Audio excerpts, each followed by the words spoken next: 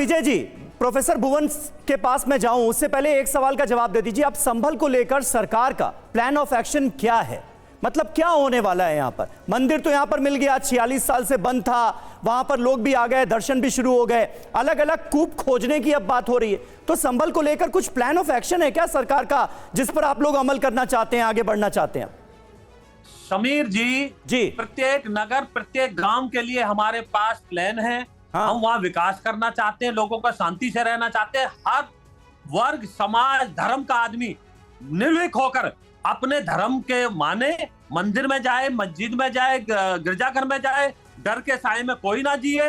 हम वो कानून का राज लाना चाहते हैं। किसी को भी कानून हाथ में लेने नहीं दिया जाएगा, किसी दंगाई का कोई साथ नहीं देने देंगे। हम ये खुले तौर पे मैं टीवी के ऊपर कह रहा हूं, जो इन्होंने तुष्टीकरण की चाशनी में डूबी हुई है पार्टी है, ये कान खोल के सुन ले, यहाँ पे कोई कानून हाथ में नहीं ले सकता। ठीक है प्रोफेसर भुवन, अब जवाब दीजिए। विजय जी ने अपना प्लान बिल्कुल क्लियर कर दिया है संभल को लेकर और यूपी के बाकी शहरों को भी लेकर।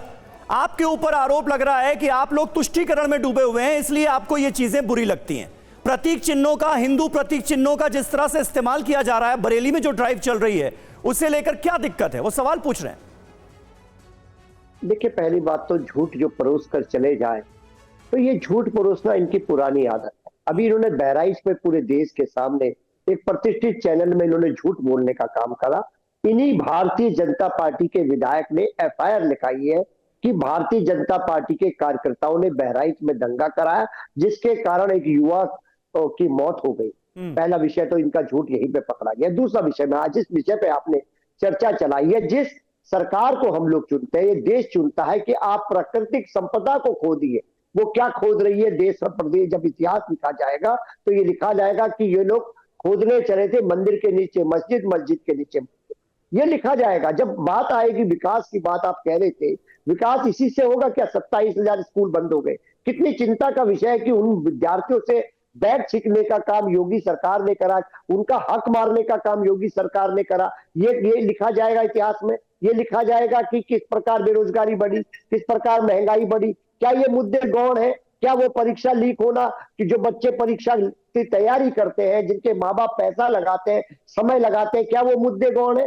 विकास क्या इन चीजों से होगा कि हमने कौन से प्रतीक चिन्ह लगा दिए? अरे प्रतीक चिन्ह लगाइए। मैं खुद हिंदू हूं, मैं आपको बताना चाहता हूं, अपने घर में हम मंदिर भी बनाते हैं, सारे प्रतीक चिन्ह भी लगाते हैं। लेकिन जो सरकार के द्वारा प्रतीक चिन्ह लगते हैं सार्वजनिक जगह पर, अगर ऐसा ही हो गया तो कभी कि जिसकी सरकार आएगी उसी के प्रतीक चिन्ह दिखाई देंगे। अरे प्रतीक चिन्ह दिखाने, प्रतीक क्या है इस देश के? मैं इनको बताना चाहता हूँ, विजय जी को, हमारे बड़े भाई को मैं इनको बताना चाहता हूँ, रानी लक्ष्मीबाई, शहीद भगत सिंह, महात्मा गांधी, डॉक्टर भीमराव अंबेडकर, डॉक्टर लोहिया, ये प्रतीक चिन्ह, ये विरासत थे, ये लड़े थे अंग्रेजों के खिलाफ। जो लोग, उनकी विरासत को बचाने की जरूरत है देश को। युवा उनसे सीखने का काम करेगा, चाहे हिंदू हो, चाहे मुसलमान हो, चाहे सिख हो, चाहे ईसाई हो। प्रतीक चिन्ह लगाइए अपने घर में, कौन रोक रहा है? मुझे तो आज तक किसी ने नहीं रोका। तो निश्चित तौर पर ये जो, ठीक है, आप कह रहे हैं निरपेक्ष देश है तो प्रतीक चिन्ह भी सरकारी काम अगर हो तो उसमें ऐसे ही लगने चाहिए कि किसी को दिक्कत ना हो। हमारे साथ पुनीत शर्मा इस वक्त मौजूद हैं। पुनीत, आपके पीछे जबरदस्त हलचल नजर आ रही है, क्या हो रहा है इस वक्त वहां पर संभल में, जहां पर ये मंदिर मिला है? देखिए, विष्णु रस्तोगी जो यहाँ पर रहते थे, जिन्होंने दावा किया, जिनकी उम्र 82 साल है, जिन्होंने दावा किया कि वो लोग यहाँ पर पूजा करते थे, वो अब 46 साल के बाद यहाँ मंदिर में पहुंचे हैं। भगवान हनुमान जी को चोला चढ़ाने के लिए आपको दिखाएंगे। अभी बिल्कुल वो यहाँ पर पहुंचा और प्रशासन की तरफ से, डीएम की तरफ से भी कहा गया है कि अब जो रस्तोगी परिवार है, जिसके पास पूजा पाठ की पहले जिम्मेदारी थी, उन्हें ही अब ये जिम्मेदारी पूजा पाठ की दी गई है। तो अब यहाँ पर आपको लाइव तस्वीरें दिखा रहे हैं कि किस तरीके से यहाँ पर जो विष्णु गुप्ता हैं, विष्णु रस्तोगी हैं, वो और उनका पूरा जो परिवार है वो अब यहाँ पर पूजा करने के लिए आया है। मंदिर को पूरे अच्छे तरीके से सजाया गया है। आप देखेंगे कि किस तरीके से जो विष्णु रस्तोगी का परिवार है वो यहाँ पर पहुंचा है। हनुमान जी को चोला चढ़ाया जा रहा है। 46 साल के बाद मंगलवार ऐसा आया है कि अब यहाँ पर हनुमान जी को चोला चढ़ाया जा रहा है। विष्णु रस्तोगी को प्रशासन डीएम की तरफ से जिम्मेदारी सौंपी गई है अब दोबारा इस मंदिर के पूजा पाठ की देखरेख की। तो अब मंगलवार को आज विष्णु रस्तोगी अपने परिवार के साथ यहाँ पर आए हैं और यहाँ पर भगवान हनुमान जी को चोला चढ़ा रहे हैं। इसके अलावा आप देखेंगे कि मंदिर को पूरी तरीके से सजाया गया है। सामने विष्णु रस्तोगी जी नजर आ रहे हैं, वो इस वक्त खुद यहाँ पर पहुंचे, जो 82 साल की उनकी उम्र है और 46 साल पहले यानी 1978 का जो दंगा हुआ था, हिंसा हुई थी, उस वक्त वो लोग यहाँ पर इस मंदिर को इसी कंडीशन में छोड़ करके चले गए थे और उसके बाद यहाँ के दरवाजे उन्होंने बंद कर दिए थे और कभी इस तरफ वो लोग डर की वजह से झांकने नहीं आए थे, ऐसा विष्णु रस्तोगी का कहना था। तो अब 46 साल के बाद मंगलवार आया है जब प्रशासन के कहने के बाद ये यहाँ पर हनुमान जी को चोला चढ़ा रहे हैं, पूरा विधिवत यहाँ पर पूजा की जा रही है और तस्वीरें बयान कर रही हैं कि किस तरीके से जो मंदिर 46 साल तक बंद था, जहां पर कभी घंटियां नहीं गूंजी, जहां आरती नहीं की गई,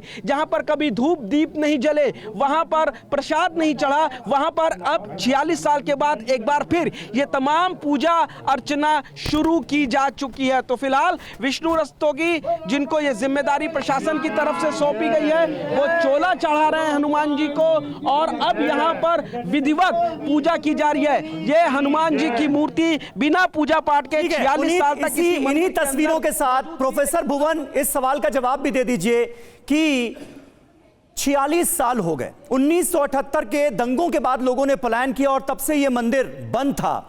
ये नौबत पहले क्यों नहीं आई?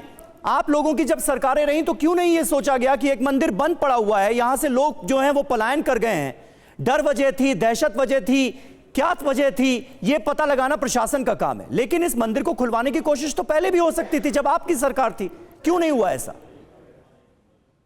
देखिए, जो मैं अध्ययन कर पाया वो ये कर पाया कि बिजली विभाग के द्वारा जब बिजली के बिलों का सत्यापित किया जा रहा था तब ये इस मंदिर का उन्हें पता चला। लेकिन सबसे बड़ी बात क्या है जो इस देश के लिए बहुत आवश्यक है, वो सबसे बड़ी बात है कि वो मंदिर सुरक्षित है, उसके अंदर जो मूर्तियां वो सुरक्षित है और जो रस्तोगी परिवार ताला लगा गया था वो ताला भी उन्होंने स्वेच्छा से लगाया था और उन्होंने ताला भी खोला है, पूजा भी करी है, इसमें किसी को कोई दिक्कत नहीं है। मुस्लिम समाज भी जो मंदिर के ऊपर जो जगह आ गई है उसको खुद ही तोड़ रहा है। तो इससे पता चलता है कि वहां के लोगों की जो भावना है मंदिर के प्रति कोई खराब नहीं है।